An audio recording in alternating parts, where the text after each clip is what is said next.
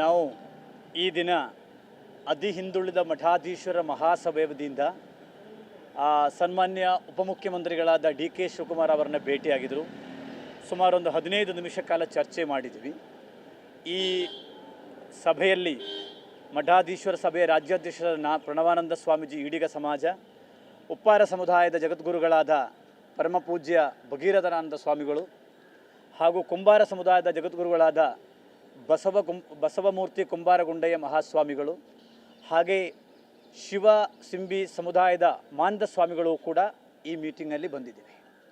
ಈಗಾಗಲೇ ನಾವು ಬರೋದಕ್ಕೆ ಕಾರಣ ಏನು ಅಂದರೆ, ಮಾನ್ಯ ಉಪಮುಖ್ಯಮಂತ್ರಿಗಳನ್ನು ಅವರನ್ನೇ ಕೂಡಲೇ ಮುಖ್ಯಮಂತ್ರಿಗಳಾಗಿ ಕೂಡಲೇ AICC ಅಧ್ಯಕ್ಷರಾಗಲಿ, ಕಾಂಗ್ರೆಸ್ಸಿನ ವರಿಷ್ಠರಾಗಿರ್ತಕ್ಕಂಥ ಶ್ರೀಮತಿ ಸೋನಿಯಾ ಗಾಂಧಿಯವರು, ರಾಹುಲ್ ಗಾಂಧಿಯವರು ಕೂಡ ಸೇರಿ ಈಗಾಗಲೇ ತುಂಬ ಸಮಯ ಲೇಟ್ ಆಗಿದೆ. ಅವರು ಕಾಂಗ್ರೆಸ್ ಪಕ್ಷಕ್ಕೆ ದುಡಿದಿದ್ದಾರೆ. ಆ ದುಡಿದಕ್ಕೆ ಅವ್ರಿಗೆ ಕೂಲಿ ಕೊಡಬೇಕು. ಈಗಾಗಲೇ ತುಂಬ ಲೇಟ್ ಆಗಿದೆ. ಎಷ್ಟೊಂದು ಕಾಯಬೇಕಾಗುತ್ತೆ.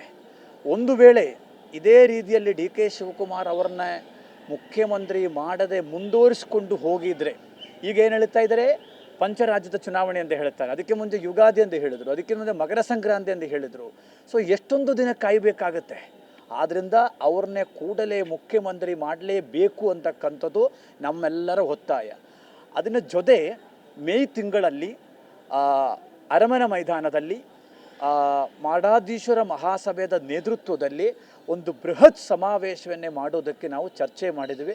ಮಾಡಿ ಅಂತಕ್ಕಂಥದ್ದು ಕೂಡ ಅವರು ಡೇಟ್ ಫಿಕ್ಸ್ ಮಾಡಿ ಅಂತಕ್ಕಂಥದ್ದನ್ನು ಕೂಡ ಹೇಳಿದ್ದೀವಿ.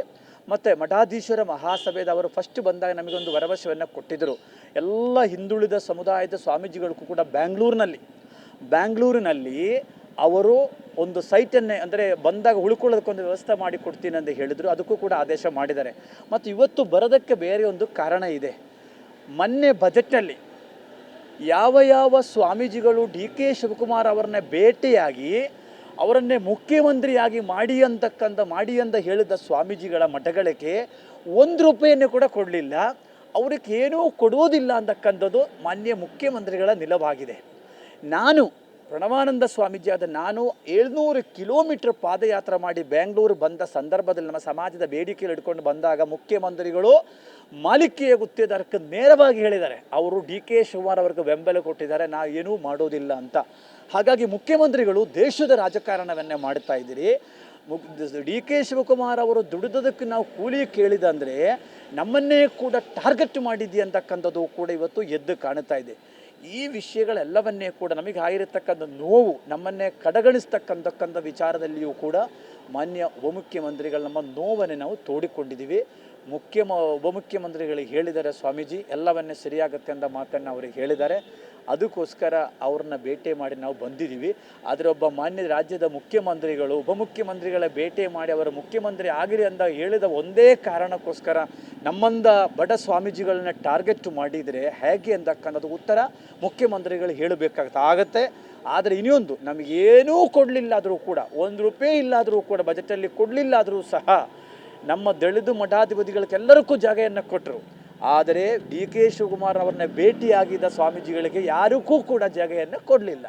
ಸೊ ಇದು ಯಾಕೆ ಈ ರೀತಿಯಲ್ಲಿ ಮುಖ್ಯಮಂತ್ರಿಗಳು ಮಾಡುವುದು ಸರಿಯಲ್ಲ ಅಂತಕ್ಕಂಥದ್ದು ಅದಕ್ಕೆ ನಾವು ಏನೂ ಕೊಡಲಿಲ್ಲಾದರೂ ಕೂಡ ನಮ್ಮ ಸ್ಟ್ಯಾಂಡ್ ಒಂದೇ.